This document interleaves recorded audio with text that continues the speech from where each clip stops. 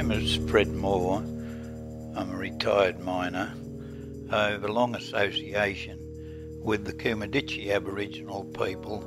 Jack Anderson and Jack Tattersall and Roy Burns worked on the Port Kembla waterfront, and the two Jacks and Roy lived at the official camp at Coomaditchie.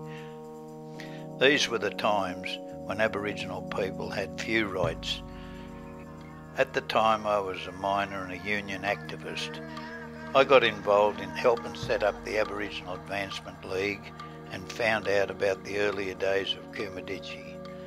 The Aboriginal people originally lived around Hill 60, where they had access to good fishing and could see other tribes coming and going from that area. In 1939, the Army took over, moving the people to the sand dunes along Port Kembla Beach and around the lagoon at Coomaditchie, where they lived in whitewashed corn bag shacks and galvanised iron lean-tos.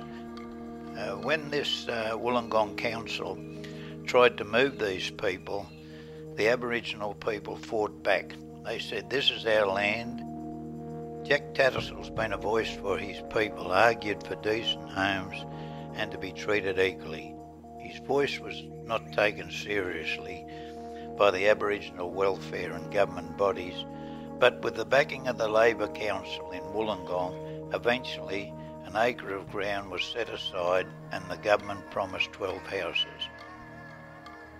Once that we got these houses, the council give access to the sand mining companies to dig all the sand out at the back of the homes and right across to the seaboard.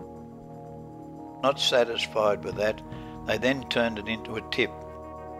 Though these decisions broke the hearts of the people, never once could they break the morale or the spirit of the Aboriginal people.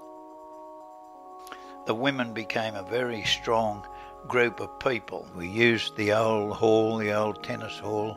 We took the miners' bands out there. We had Christmas things.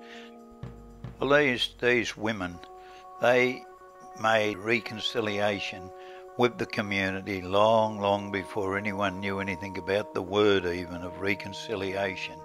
They made goodwill with politicians, police, church people, schools.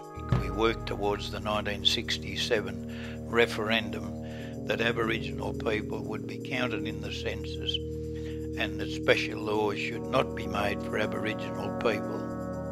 And their representatives from Coomaditchie, we went as far as Wallika Lake near the Victorian border, assisting Aboriginal people there to form committees and fight discrimination.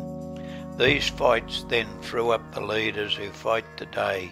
They don't know the meaning of defeat because they've came through that line. Aboriginal leaders from all over Australia who visited Sydney always came down to meet the Coomaditchie people. Faith Bandler and other Aboriginal activists always said that Coomaditchie was like a breath of fresh air. They'd fight for everything and were role models for everyone. And I feel very proud to be associated with the people that took up the fight. They fought on and we got great results.